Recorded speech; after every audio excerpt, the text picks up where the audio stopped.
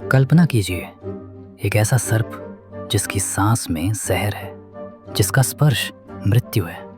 लेकिन वही सर्प एक दिन पूरी सृष्टि को बचाने के लिए खुद को रस्सी बना देता है। देवता उसे खींचते हैं, असुर उसे खींचते हैं और उसका शरीर धीरे धीरे टूटने लगता है। लेकिन वो चिल्लाता नहीं, क्योंकि वो कोई साधारण सर्प नहीं था। वो था नागों का राजा वासुकी। लेकिन असली सवाल ये है, एक नाग राजा जो पूरे नागलोक पर राज करता था, वो खुद को इतनी भयानक पीड़ा में क्यों डालेगा? क्या यह सिर्फ एक कहानी है, या इसमें छुपा है एक ऐसा सच जो आज भी हमारी जिंदगी से जुड़ा है?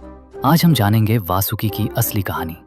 एक ऐसी कहानी जिसमें है तपस्या, त्याग, श्राप और एक ऐसा बलिदान जिसे तीनों लोगों ने याद रखा। बहुत समय पहले महर्षि कश्यप और उनकी पत्नी कद्रू से हजारों नागों का जन्म हुआ। उन्हीं में से एक था वासुकी। उनके भाई थे शेषनाग, तक्षक, करकोटक और कई अन्य शक्तिशाली नाग। लेकिन वासुकी अलग थे। उनकी आंखों में एक अजीब शांति थी। उनके सिर पर चमकती थी एक दिव्य नागमणि और उनका हृदय भक्ति से भरा था। युवा वासुकी ने एक बार महादेव की कथा सुनी। उनके मन में एक इच्छा जागी, मैं भगवान शिव की सेवा करूंगा। और फिर उन्होंने शुरू की कठोर तपस्या। वर्षों तक उन्होंने भोजन नहीं किया, जल नहीं पिया, बस एक ही नाम, ओम नमः शिवाय।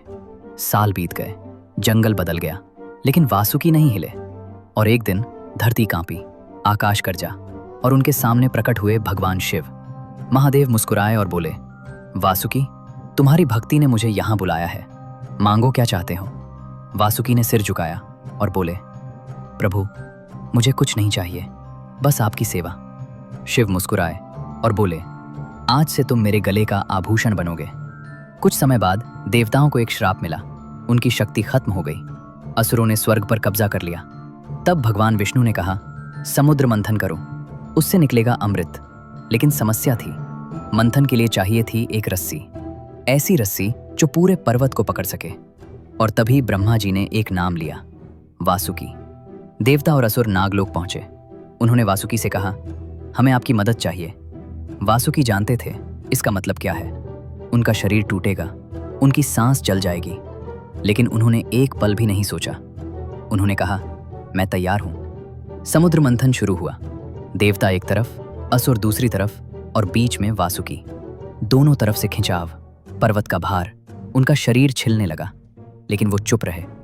और तभी समुद्र से निकला हलाहल विष, इतना खतरनाक विष जो पूरी सृष्टि को खत्म कर सकता था। देवता डर गए, असुर भाग गए। और तब आगे आए भगवान शिव।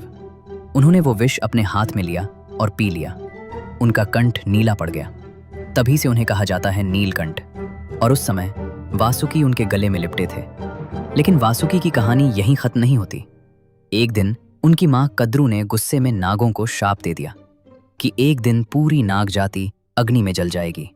और वो दिन आया जब राजा जन्मेजय ने सर्प यज्ञ शुरू किया। नाग एक एक करके अग्नि में गिरने लगे। नागलोक में चीखें गूंजने लगी। वासुकी, नागों के राजा, सब कुछ देख रहे थे, लेकिन कुछ कर नहीं पा रहे थे। उन्होंने आंखें बंद की और शिव को पुकारा। और तभी एक युवा ऋषि आए। नाम था आस्तिक। उन्होंने राजा जन्मेजय से कहा, राजन, ये यज्ञ रोक दीजिए। राजा ने वचन दिया था और यज्ञ रुक गया। नाग जाति बच गई। सदियों बाद कुरुक्षेत्र के युद्ध में जब भगवान कृष्ण ने अपना विराट रूप दिखाया, तो उन्होंने कहा, सर्पों में मैं वासुकी हूं।